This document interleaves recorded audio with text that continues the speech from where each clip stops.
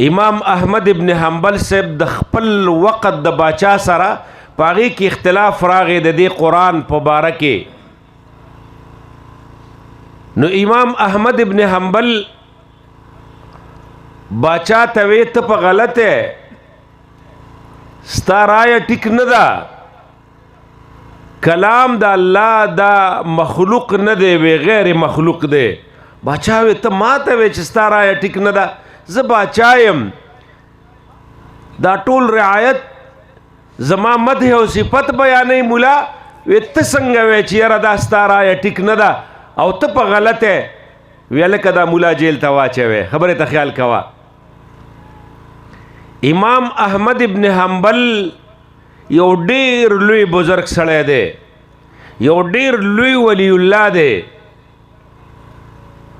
سونو کاله پس داغه په خوا کې قبر کنستل شي او د امام احمد ابن حنبل لاش چې وکتلی شو هغې نه خاوره لاړه ده غلطۍ کې او لاش کاره شو، هغه خلکو ولیده، هغه شان پروتو کم ورځ باندې چې لومبۍ ورځ باندې کېښودلی شوی دی. او هغه امام احمد ابن حنبل چې جنازه کله کېدله نو 14 لکو خلکو په دې جنازه کې شرکت کړی جی.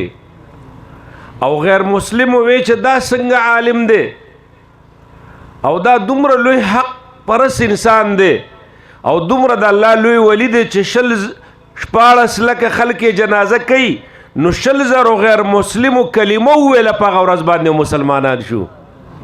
دومره لوی سړی دی جی. الله دې موږ د هغې د برکته مو بخي. نو امام احمد ابن حنبل رحمت الله علیه باچا جیل ته واچاو او اعلان یې وکوي دی چې زما خبره نه مني او زما په رایه د ده رایه ني، نو ویې دله کوړې ورکې. پولیس راله او لاس کې ورته اتکړی واچولې، وخت مقرر و چې یاره په پلانکي ګراونډ کې او په پلانکي ځای کې به دله کوړې ورکو. پولیس ورته لاس کې اتکړی واچولې او روان یې که. خبرې ته خیال کوه. په لاره وله یو غل مخې له راغی، وی امام صاحب چرته ځې؟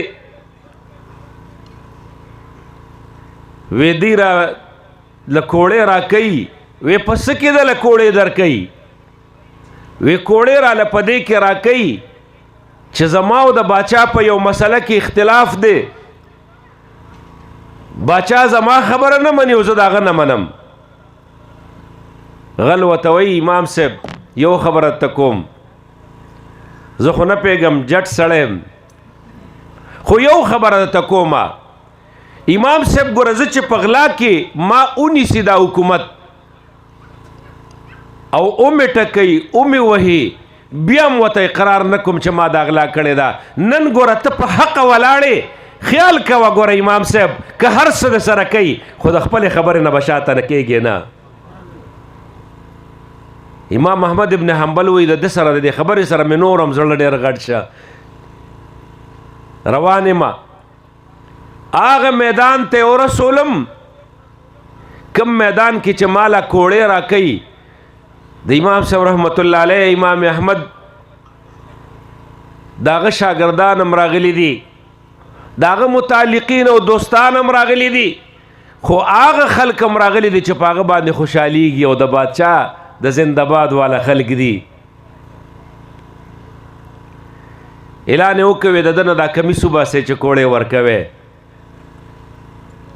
او دا لاسونه وله وتړی او کوړې وله د ټولو خلکو وړاندې ورکې چې د باچا سره څوک اختلاف کوي او د باچا په رایه د ده رایه نه نو د هغه به دا حال وي. امام احمد ابن حنبل صاحب له لاسونه وتړلی شو او وې در او کمیس یې ترې وویسته او کله چې د کوړو والا راغې کوړې ورکولې او ښه زورداره کوړه باندې د باندې راکېښودلې، نو د په لومبنۍ کوړې سره ووي بسم الله الرحمن الرحیم. چې کله دویمه کوړه وله ورکړله په دویمه کوړه باندې دی ووهه، نو ښه تیزې چغې سره ووې لا حول ولا قوة الا بالله. او چې کله درېیمه کوړه وله ورکړله او په درېیمه کوړه باندې د ښه تیزې چغې سره ووې قل لن یصیبنا الا ما كتب الله لنا. او څلورمه کوړه چې وله ورکوله وی یا ایها الناس اسمعوا کلام الله غیر مخلوق. وی خلکو واورئ چې ګوره زما اوس هم دا عقیده ده چې کلام د الله تعالی دا غیر مخلوق دی. او چې پنځمه کوړه ورکوله وی دا لنګ یې وشلې د ښکته روان شه. چې لنګ ښکته روان شو نو امام صاحب حیران دی چې خدایا لنګ مې ښکته لاړه په والو مې پروا نه وه الله په دغې درد او تکلیف مې پروا نه وه خو اوس بې حجابه کېږمه الله که زه په حق یم الله ما مه بې حجابه کوه. بس یکدم هغه لنګ چې ښکته روانو هغه یکدم بره راغی او لنګ وتړلی شه. او شاګردانو په شا باندې د دغې میدان نه په شا باندې یوړه رونو قرآن یو حق کتاب دی یو سچ کتاب دی. الله دې سره زموږ مینه پیدا کړي ټولو وایي آمین. نن ډېر افسوس سره ویم ډېر افسوس سره ویم مخکې به جومات ته خلک په وخت 10 منټه لاړل مخکې یا به وروستو ایسارو د قرآن تلاوت به یې کاو. نن د هر چا په لاس کې موبایل دی او د قرآن د لاس نه هغه لاړل ختم شو.